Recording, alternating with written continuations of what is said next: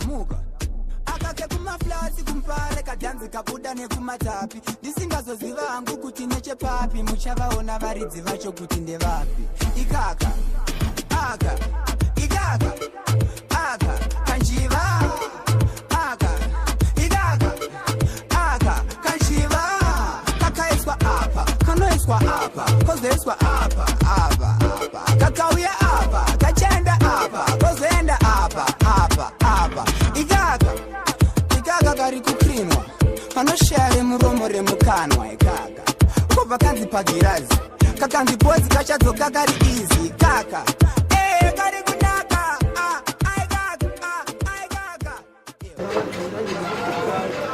Ai, wargani tena ndio kita hizo. Kama unafesa ni kisigeni. Tumpoja moya pano. Ne mana matira anoita mai vaya. Kuna mata. Ai, ndinotosia kuna mata kwacho. Chadi kuna emeni. Dambo kitrai chimwe chimusowa. Mufongoziva zvinhu zvechirungu so massage. Nenge chitondinetse nesha toita sei.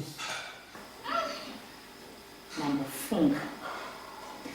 Vane ndebvundo vane mari vakariwana kalasa utaona ndebvuno rara pasi utaona ndebvuno mari vanhu makuru vekuita sei mbudzi dzongowani nendebvu asi dzinongoti mei